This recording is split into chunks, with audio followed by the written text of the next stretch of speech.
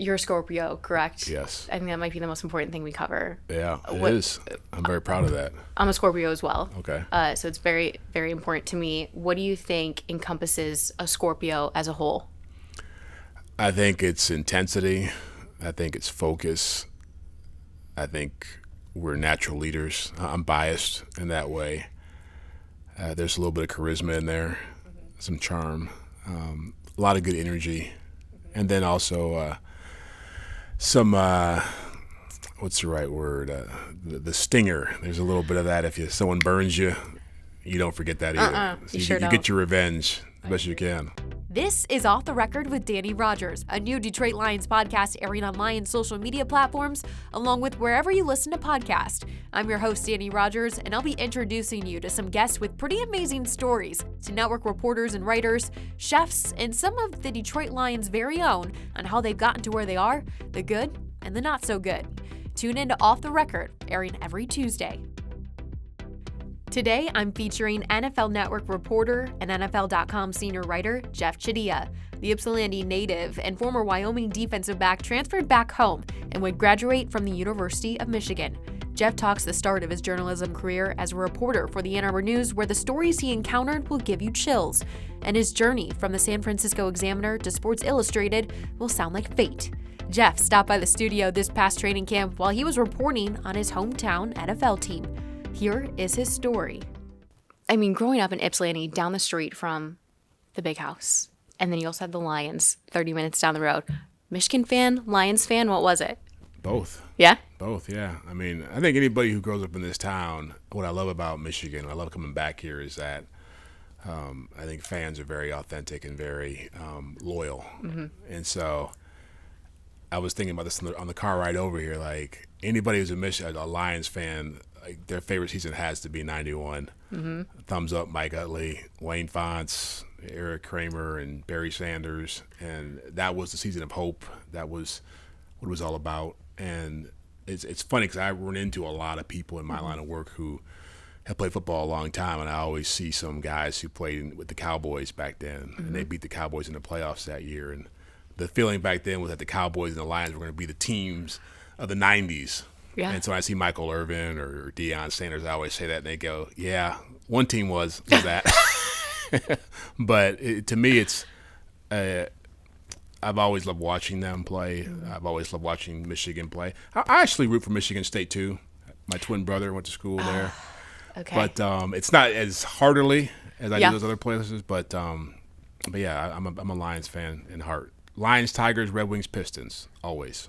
Through and through. We love that because you are in Kansas City now. Mm-hmm. So you got the Chiefs over there. You got some good teams over there. But you like to cheer for the hometown teams. Oh, yeah. And I've gotten to know some of the guys who I watched growing up. Like, I saw Lomas Brown out here, who I've seen for years. I met Barry back in the day. Actually, Barry, when I was in college at Wyoming, Barry played against us at Oklahoma State. It was his last college game, and he ran wild before he came to the Lions. And, you know, you see people like that. And, again, it's like the people who play here, who come through here, they're as real as the fans who cheer for them. Mm-hmm. Okay. You played football for a pretty long time. Yeah. And then, of course, we'll get to it, some injuries. Yeah. Kind of just step back and be like, hey, do I really need to keep doing this? So when did you know football, sports was kind of your thing? You know, I didn't play organized sports until I was 11. Yeah. And I didn't play football until I was a sophomore in high school. Okay. And so I thought was I that your a choice? Basketball player. Yeah. Okay. My parents, you know, just a quick background on my parents. My mom grew up in Alabama, real small town. Only person in her family to go to college. Yeah. She left home with a Foot Locker full of used clothes and $25 in her pocket. Wow. She wound up becoming a professor at Michigan. My dad is a dentist, worked in Ypsilanti, Ann Arbor area for a long time, but he came from Uganda to this country when he was 18 years old. Wow. Thought he was going to go back to his hometown, to his home country. Idi Amin took it over, so he could never go back. And so he got his education. So my parents were always about education. And so that was always a big thing. They liked us playing sports, but I had to beg them to play. I would take the permission slip and say, sign it, please, so I can go do this. Really? They'd take me to practice, and they'd say, okay, you do this, but make sure you're studying. And so I didn't really get into sports until I was 11. I loved basketball at first, and then a football coach at my high school said, you're not doing anything in the fall. Why don't you come out and play football with us? And that changed things. Ann Arbor Gabriel Richard? Yep. Okay. Yep. What are their mascot? I forget.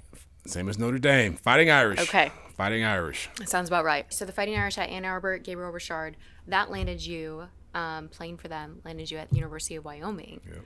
Had you been to Wyoming before you decided to go there? No. Okay. No, and it's a long story, and I'm going to condense it because it's a short podcast. Okay. I started playing football when I was a sophomore in high school. After my sophomore year, I started getting recruiting letters. Mm-hmm. By the time I was going into my senior year, I was a pretty highly recruited kid. I was one of the best players in the state. And I remember going to Michigan State University, and George Perlis was the head coach then, and he called me up, or he asked my high school coach to call and had me come up to meet him during football camp. So I drove with my brothers, my twin brother, my younger brother, big summer football camp, all these kids out there trying to showcase themselves, and I go to the middle of the field, I meet with George Perlis, and he says, hey, I want you to know I've coached Andre Rison, I've coached Carl Banks, I've coached all these great players. I think you're going to be this kind of player. You have a scholarship to Michigan State no matter what happens in your senior year. And so I was looking at Michigan State, Stanford, Indiana, Colorado, all these different places, and I ended up tearing up my knee. I tore my ACL partway through my first game of my senior year. And so by the time recruiting season came around, I played on this hobbled knee, didn't play great. You played on the ACL. Played on the ACL. So which you can do, but it's definitely not advised. Yeah, you're not going to play well. Yeah. Not gonna look good no doing cutting, it. no shifting directions quickly. Wow. Yeah. And so all these schools fell off on me, and Wyoming came in late. Yeah. The defensive coordinator from Michigan State called the DB coach at Wyoming and said, we're not taking this kid, but you should take a look at him. And so Greg Brown was the guy's name. He flew me out in a blizzard, said, if you want to come here, this would be great for you. And I signed a letter of intent to go out there. Okay, so as a Michigan alum, I have to harp on the fact that Michigan State did not live up to its word. They did not. They reneged. Wow. They came through in the end where the coach helped me out. That. I think there was a little bit of love there. But, okay. I always tell people that story when I talk about just because you're getting recruited doesn't mean it's going to work out for you. Interesting. Yeah. Did the brothers, okay, so you were the middle child. You're a Scorpio. We mirror each other a lot. Yep. One of 3 girls. Were the brothers playing football as well? Was this an entire family affair? I was the only one who played football. Yeah. My twin brother, he's about 3 inches taller than me. 3 inches taller? Yep. How tall are you? I'm 6'3". Yeah. Yeah. Okay. And so he's a pretty good baseball player. He ended up playing baseball at Michigan State for a couple of years. He was an all-state basketball player. My younger brother didn't play anything. Okay. He just went to school. The younger sibs, they do what they want. Yeah. That's amazing. Do you have a great twin story? I know you're fraternal, not identical. Well, here's what I'll tell you about twins. Okay. Is that whole connection thing is real. Okay. Because I have a nephew and a niece in California where my brothers live. Okay. And my nephew is now 13. And so when he was about to be born, I was really nervous because I was living in Kansas City and I was hoping everything would go all right. Yeah. And I was asleep one night and I woke up in the middle of the night and I said, the kid's here. And I told my now ex-wife, the kid was born. I think he's out. She's like, get out of here. And then, I kid you not, 6 hours later, they called and said that he was born today. What? Yeah. And so it was I always tell people that that's a real deal. Oh, my gosh. And I've had multiple things like that happen. Yeah. In my lifetime, but that was probably the most profound because it was the first kid my brother ever had. So you predicted your nephew when he was going to be born. Yeah. Yeah. Did you text him or call him and be like, hey, I'm giving you a heads up? No. Get ready for this? No, he was out. I felt like he's out. I felt like my brother was reacting to it. And I could feel him reacting to his son being born. Wow. Oh, my gosh. Yeah. Okay. And so twins will back me up on that. Any twins watching, this is real. That's incredible. Okay. So we're going back to the University of Wyoming. Did you enjoy your time there? I know it was a little bit shorter than you probably anticipated, but what do you tell people about Wyoming when they ask? Well, I tell them that, one, it's a beautiful place. It's very remote. I was a little bit jaded by my experience. I made great friends, had a lot of fun, but I wasn't ready to play football based on how I went into college, because I think I went there because I wanted to prove to people like George Perlis and other people who had stopped recruiting me that they made a mistake. Yeah. And that wasn't the right way to approach going to college, because I ended up having a second injury while I was there. My other ACL got torn. Wow. And at that point, it was, now you have an ACL tear and, guys are jogging on the sideline 7 days later. Isn't that great? I tore my it's ACL it's in high school. different. It's Yeah. insane. Yeah, It's now- 9 months of rehab usually. Oh, yeah. Well, back then they put you in a cast for 6 weeks on That's top of that. insane. And so it was a very, very tumultuous rehab. And so when it happened the second time, I was a safety. I kind of feeling like, okay, I'm not going to be a pro football player. What's going to happen to me? And I started thinking about life after school.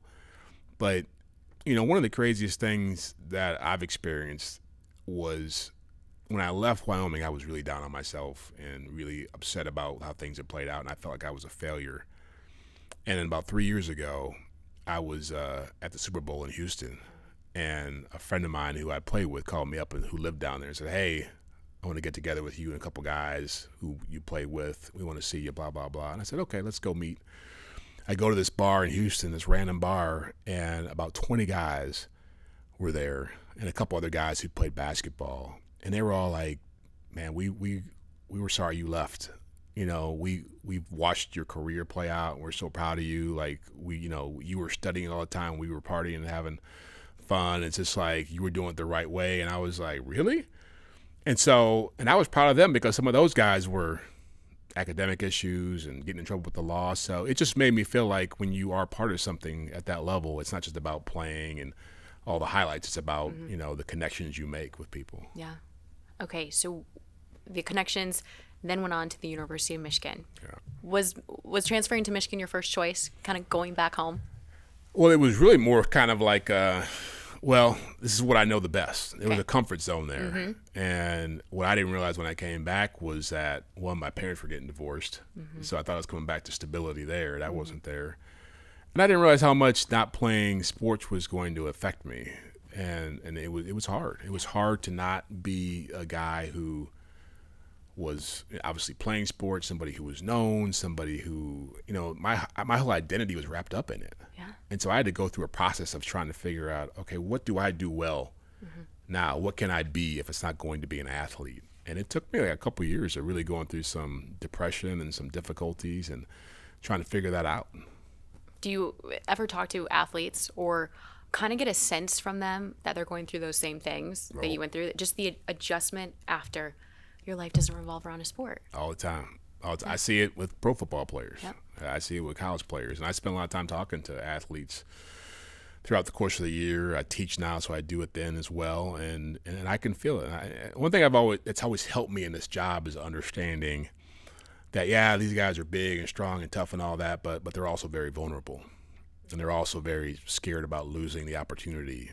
They're always trying to impress people and show people they belong. And so when I was done playing, that was something I had to realize was that, okay, when you're in high school, you become a star athlete, everything comes your way, whether it's girls or, being celebrated and adulation, all this stuff you want when you're a teenager. But then when you're a grown up, you're like, okay, that's not going to last. And I got to find something that's real about me. And so that's what I tell all these athletes is you're going to find your way, but it's going to be a process because you're so used to everything being laid out for you, even your daily schedule.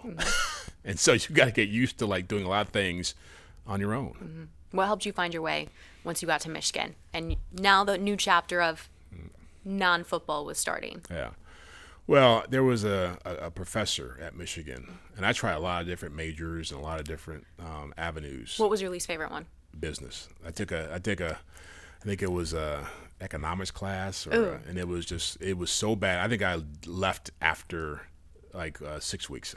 I couldn't do it. It was so painful. It was so hard, and I was like, I'm so out of my depths here that this is not me. Okay. And so I actually went to the communication department and took a journalism class because I could write pretty well when I was in school, and I thought at least I can get an A out of something where I have to write. Yes. And I met a teacher. His name's Don Kubit, and he changed my life. because when I took his class and I went to talk to him about possibly getting some scholarship money, and he said, "Oh yeah, I've seen your stuff." Like he said, "You're pretty good," and I think that was the first time somebody had said that to me, where I could hear it and it didn't involve sports. And so from that point forward, we just talked about, what you could do as a writer. I didn't know anything about being a journalist, being a reporter. He just said, "Well, if you do this, take some classes, let's see where it goes." And so I spent the next 2 years just taking classes that he taught. There was like 3 classes, and that was it. Yeah. Yeah. And then, okay, so how did that spiral into the journalism on-air role? Well, it got into a point where I was graduating, Okay. and because I didn't have any other real tangible experience, didn't have any internships, didn't write for the Michigan Daily, I talked to Don about it, and I said, "Look, I think I want to try a career in journalism, but all I really have is your classwork and maybe a couple stories that I wrote for the Wolverine, and so he said, "Well, do this. Like, why don't you go to this career conference that's coming up? They have for seniors and." At Michigan? At Michigan. Yeah. He said the Ann I Arbor think they News still will be have there. it. Yeah, I think they do. I think every school does some form of it. Yep. I walk into this big conference, and it's like General Motors is in there, and Ford, and Anderson Consulting, and there's a little table with the Ann Arbor News there. And there's just, this kind of heavy-set old guy in there with a mustache named Dave Bishop. So I go sit down and talk to him, and I said, "Look, I'm from the area. I played football in college for a little bit. I've gone to Michigan. I think I want to try being a writer. What do I have to do?" And so we talked for a little bit. And he said, "Why don't you come back tomorrow and talk to our publisher, this guy Ed Pedikevich?" So I come back the next day, same pitch. And he's like, "Look, I can't give you a job because you're not prepared for this. And I can't give you an internship because we've already hired our interns." It was like April.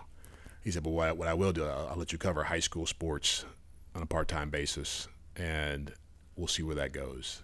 And that's kind of, and a real quick story about that. When I walked in the first day to the sports department there was this really big, overweight black guy in there named Jason Whitlock, who had finished playing football at Ball State. And he said, "Hey, if you do this, you will be fine because I'm going down the same road you've gone down. I've gotten this far." Wow. And that helped me kind of get going. Where's Jason Whitlock now? He's doing some kind of crazy stuff. Okay. I don't know why that name sounds so familiar. He's worked for everybody. He was a Kansas City Star columnist. He was at Okay. ESPN. He was at Yahoo. He's at Fox. He had a show on Fox just a couple years ago. Okay. That is, I forget what it's called now. He was doing Marcellus Wiley. So yeah, he's a pretty prominent dude. And he was there at the Ann Arbor News. Yep. Okay. Covering the Fat Five. Wow. Yeah, that era. Go blue. Yeah. Go blue. A lot. I took a class at Michigan on the Fab Five. Wow, they're teaching classes on stuff that I was in school. I don't want to say that. We're learning about your history. Yeah. History. Wow. Yeah. Okay. It's a very intriguing class. Good About half a Lord. semester, and they get into the whole thing. It's Man. insane. Yeah. Yeah. I feel like the Fat Five's like Eli Whitney and the Cotton Gin or something like that now. It's like Yeah. so far back. Yes. Don't want to date you, but that is it was a minute ago. Yeah. So our connection is head coach John Paul, the former head coach at Michigan Lacrosse, had given me your contact info because he's like, "What do you want to do?" I'm like, "I want to be a sports broadcaster." Like, I'm young. I'm like 19 years old, humbling myself with a lacrosse manager position, which I had never known about in my entire life. And so he gave me your number. I still have the text messages from 2016. Wow. I should probably delete them all. Well, I'm flattered by that. Actually, 2015, November 16th, 2015. And I was like, "Is it okay for me to call you? Are you busy around 8?" Crazy stuff. Wrote it all down in a red notebook. I tried to find the red notebook, our entire conversation. Couldn't find it. But Coach John Paul, I know you're very good friends with in his wedding. And he said you guys were roommates. And you would come home with crazy Ann Arbor news stories because you used to cover the police too in Ann Arbor, right? Yeah. So how humbling of an experience was that? Well, it was humbling and it was enlightening and it was rewarding. Yeah. Because I wanted to be a sports writer when I went there, and that internship, that little reporting job I had part-time led to an internship, which led to a full-time job that was covering police. Wow. So when they told me that, I was like, okay, I don't know anything about police reporting. I know what cops do, but aside from that, and they said, "You'll be fine." And the best thing the Ann Arbor News ever did for me, and some great people there, a guy named Rick Fitzgerald now he worked for the University of Michigan. He was the editor. They let me go around with all the different reporters to learn what they did in their beats. And so all these great people taught me something about being a reporter. And then my first job, my first big story came right after I finished that whole process. And it was a scanner went off in the newsroom, and there was some kind of shooting at Chelsea High School. Wow. And this was long before school shootings became, what they've become. Mm-hmm. And so the editor says, go out there and see what happens. I get in my car, I drive out there. There's police tape everywhere. There's chaos, How kids old are you crying. doing this too? I'm 22. Yeah. 22 years old. Yeah. And so, and it turns out this teacher had gone in to a meeting and shot the superintendent and his principal. Wow. Killed them both. And so I go from being this kid who was just like 3 years removed from trying to figure out how to, deal with life after football to all of a sudden now I'm like, okay, this is real life stuff. And I'm trying to make sense of a double homicide.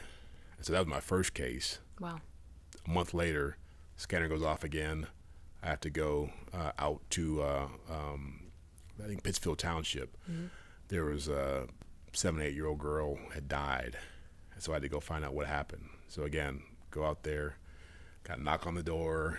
Hey, I'm Jeff Chadiha from the Ann Arbor News. I just heard something tragic happen, talking to the girl's mom. Can you tell me what's going on? And she's like, well, yeah, my daughter was at school on a slide. The slide faced away from the school. She was going down after recess or the after school program, and it was February. She was wearing a heavy coat, and her drawstring got stuck on the slide. So basically she got stuck in a choking position and ended up, choking to death. Wow. 8-year-old girl. Yeah. And I remember, okay, now I really feel like a jerk coming in here, having to talk to you about this. And she said, no, come in. Mm-hmm. I'll talk to you. I have some friends over. We're talking about the girl. Now, I always remember this because I sat down. I had my notebook and my tape recorder, and I was ready to be a really good journalist. Mm-hmm. And I just sat in a room, a table like this, and just watched people just talk and listen to them tell stories. Mm-hmm. The couple couldn't have kids, so they had adopted the girl from another country on top of that. And it was just so powerful, and it just made me realize, when you do this job, you're really entering into people's lives. Mm-hmm. And you're really playing a really influential role. And you can screw it up in a second and destroy them. And so you got to take it seriously. Mm-hmm. And so, when I walked out of there, I wrote the story and all that, but every month after that, there was a story of that kind of magnitude and that level of intensity, whether it was a serial rapist going on, there was murders, and it just kind of, I think, after a year of that, I was like, man, I got to take a break. But I learned a lot about life just going through that, I think, 2 years on that beat. Wow. Yeah. How well did that set you up to tackle the next things? If you're a Sports Illustrated fan, Jeff, if you're an ESPN fan, they know you. So what happened after that would lead you down the path of making it to the network? Well, after about 3 years actually about 2 years of covering police, mm-hmm. Jason Whitlock left. Okay. And so I started covering Michigan's football and basketball team. And then in 96, I got a phone call from a guy in San Francisco saying, hey, do you want to come out here and work for me? The LA Raiders just moved back to Oakland, and I'm looking for a young guy to do this. And I thought, okay, that's interesting. And I was kind of at that point where I was not sure if I wanted to stay in journalism or not, because an editor once told me that journalism is what you do when you're trying to find something else to do with your life. Mm. And so I always thought, maybe I'm just doing this because it's fun, and it's interesting, mm-hmm. but I should be like... So I was actually studying to go to law school. I'm going to take the LSAT, and I was going to try to get into law school. And this guy called me. On top of this reporting. Yeah. So when this guy called me. And so I said, I'll come out and take a look around. And I flew out to San Francisco and fell in love with it. Mm-hmm. And my sports editor back in Ann Arbor, Jeff Larkham, said, hey, you should seriously think about taking this job. And I said, really, why? And he's like, well, if you had come to me and said, oh, you're going to cover baseball, oh, you're going to cover the NBA, I'd have been like, well, that's what they put young people, because those are really exhaustive beats and you travel a lot. But so the NFL is a big deal. Mm-hmm. And I was 25, and he said, if someone's coming to you saying you can cover an NFL team, you should do it. Yeah. And so I went out there, and I was there for 4 years, and I met a lot of people, broke some stories, and made a name for myself. And then in 2000, a friend of mine, Mike Silver, was working for Sports Illustrated, and he said, I read your stuff, I see you. He lived in the Bay Area, and he said, you should apply to our place. And I was like, what? He's like, really? That was the dream back then. It's not the same place now, but it was a huge deal. And he said, no, just send your stuff in, and we'll see what happens. And I did that, and about 3 months later, I was in Puerto Rico on vacation, and I was checking my cell phone messages, and I got a message from a guy named Rob Flater at Sports Illustrated, and he said, hey, Jeff, this is Rob Flater. I saw your stuff. I like it. Can you give me a call? I want to talk about a job. And so I called the guy back and said, at some little podunk phone booth. I was going to say, did your cell phone work? Yeah, exactly. I was in a remote part of the island, chickens running around and stray dogs, and talking to this guy about this job. And he says, I said, I like your stuff. I want you to come work for Sports Illustrated. And that's really what launched me onto the road that I'm to where I am now. Could you imagine not getting that message from Sports? Would they have tracked you down no matter yeah, what you think? I think they would have tracked me down. Okay. But it was a different world in terms of cell phones were just starting to become a thing. It was 2000. And so, it was a little bit, I still had to go call remotely to get my messages. I couldn't just do it on my phone at the time. Yeah. But I was humbled because it had been 7 years. Well, it had been 10 years since I left Wyoming, and 7 since I graduated from school and had that talk with the Ann Arbor News. And I didn't know what was going to happen with my career. Yeah. But again, I think the things I learned along the way and some of those disappointments, they helped me. They helped me work at this in a way I never worked at sports. I was always a pretty good athlete, and I could get away with not working as hard. Now I tell people now I worked harder at being a journalist because I knew it could go away. Yeah. When I was an athlete, I thought it would be there forever, and it's not. It's not going to work that way. So you said, when you were in college, you realized you were going to turn pro. Yeah. Did you always want to be an NFL player? NFL or NBA. Okay. And I laugh sometimes with some of the guys who I work with now who are Hall of Famers. I said, man, the only difference between me and you is that I got hurt. Because I thought I was going to be exactly where you're sitting. And we laugh about that. But so much of this world, being a pro athlete, and you have to be super talented. You have to be super strong-willed. You have to have immense perseverance and resilience inside you. But luck plays a role in it too. Just not getting hurt, being with the right coaches, being in the right programs. I laugh now when people will ask me, hey, can you help me get my son recruited, or can you show my tape to this guy or whatever? And I'll always ask people, well, is your kid getting recruited? And they go, yeah. I said, well, who's looking at him? Oh, it's Tulsa, or it's Boise State, or it's Bowling Green. And I said, well, then what's wrong with those places? Yeah. Well, he wants to be at Oklahoma or Michigan or USC. And I always tell them, go where they want you. Yeah. Go where they know they're going to be developed. And they'll be fine. So I think with me, again, it was when I was in college, sometimes chasing those kind of dreams can lead you into the wrong places. And once you get in those places, you got to figure out, is this what you really want for your life? As painful as it was for me to get hurt when I was 19, it really helped me have to look at myself and figure out what I wanted to be and what I could be, more importantly. Yeah. And so I'm grateful for it now. I know you're figuring out if you wanted to keep going at this journalism thing. So when ESPN calls, what is your reaction? What was that like?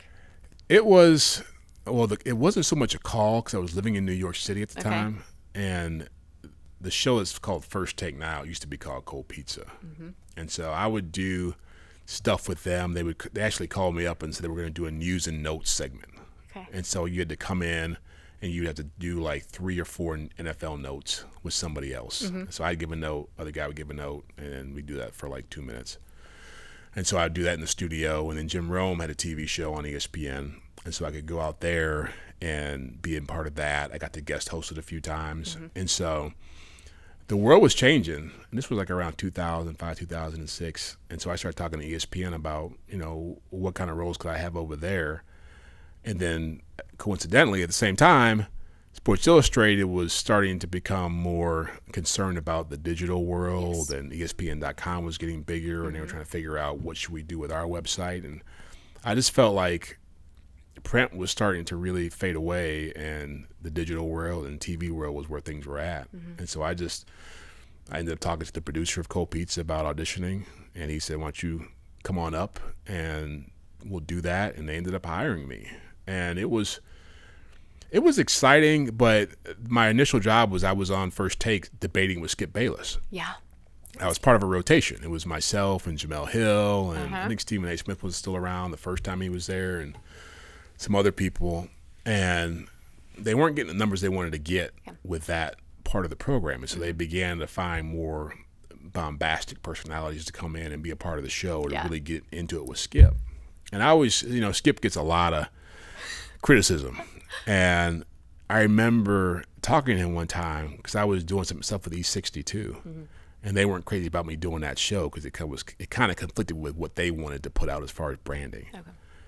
And so I went to Skip and I said, "Skip, like I see more like high profile, like big personalities coming on here, and they're more argumentative and just more bravado and bombastic, and they're getting more run than I am." And I said, "Do you think I should be more like that?" And what he told me is still something I tell young people today. He said, "Jeff, it's like, I got to tell you, like, I respect you. I like you. My girlfriend, who's now his wife, she enjoys when I do my segments with you. You bring a lot to this. If you ever try to be something you're not in this business, that camera will expose it 10 times over. Like, you're just fine being you. Like, don't ever think you got to change." And again, it was a very important moment in my life because he just said, he reinforced what I had to learn along the way at a younger age. Like, if you're yourself, if you're authentic, you're going to succeed in life. And so I ended up doing E60. It was a great run for me. And then I ended up going to NFL Network because that gave me a lot of exposure, and storytelling became a bigger part of this business. And, it worked out in the end. Wow. How many Super Bowls have you covered since?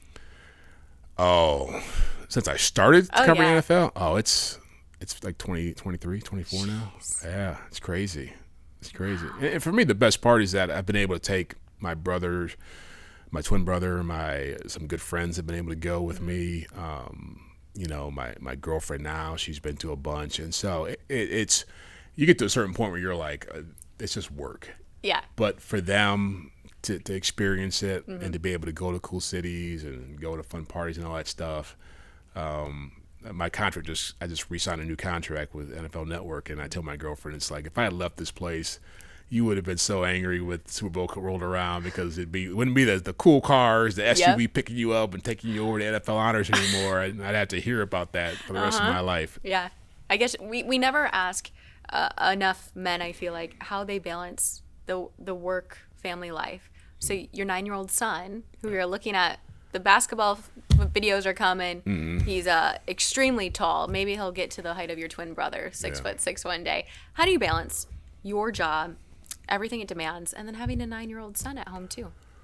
Well, one thing I did, I had a son late, so I didn't have him until I was 42. And a big reason for that was when I was traveling so much when I was younger, I didn't want to not, be able to be around a kid, be able to raise a kid. So you're super conscious about that. Oh, super conscious. My dad always told me, don't ever have a child until you're ready to raise him. Yeah. And so that's always been the forefront of my mind. And so when I got to be in my 40s and then my son came around, I had a little more control of my schedule, which was important to me. I do a lot of gymnastics to try to make sure I get on planes at the right time, a lot of early morning flights or red eyes to get back. And then when I have him, I'm divorced, but when I have him, I try to make sure I make the most of it. Somebody gave me some great advice once that it's not how much time you have with your kids, it's what you do with it that matters. And so I try to listen to him. I try to make sure he's doing the right things. I think because I'm older, I'm able to be more patient and sit back as opposed to trying to always fix stuff and, get on him about things. He's a great kid. And then the big thing for me is that I just try to make sure that I also expose him to some of the things I do so he knows what I'm about. So try to take him to training camps now, and I try to when I'm at places on the sideline, he wants pictures of certain stuff. I try to do that stuff. And I know it means a lot to him because when he's past the point where he does show and share in school now. He's going to the 4th grade, but I got a championship ring for being in Wyoming. He loves wearing that thing. I got a jersey from those days. He loves putting that stuff on. He loves showing my Emmy off. He loves. I wrote a book with Chris Carter. He sees that stuff more now. And there was one day over the summer when a neighbor came by and he had a book that I'd written with Chris, and he wanted me to sign it for his son. And my kid was there watching TV. I thought he was just watching YouTube or whatever and hanging out. And I turned back after signing and walked back in, and he was looking at me like, "Wow, what was that?" I said, "What are you looking at?" He's like, "I've never seen you sign an autograph before." Yeah, you didn't know you had a cool dad? Yeah, so it means something to him too now. Is he going to go to Wyoming or is he going to go to Michigan? Oh, he said he wants to go to Duke. I think he wants to play basketball. Yeah, he's already figured it out at 9. Where he wants to go. Okay, I think you need to use your Michigan connections, get Juwan Howard on the phone, and just let him talk to him. Yeah, I'm going to get him to a basketball camp, get him on their radar pretty soon here. But we'll see. I think it might change. But the one thing I know now, that if he's lucky enough to be recruited and have a chance to play at the next level, that one, I know how the process works, but I would give him some advice about being able to making sure you enjoy it as best you can. That you never know when it's going to go away. You just listened to another episode of Off the Record with Dannie Rogers. A new episode drops every Tuesday.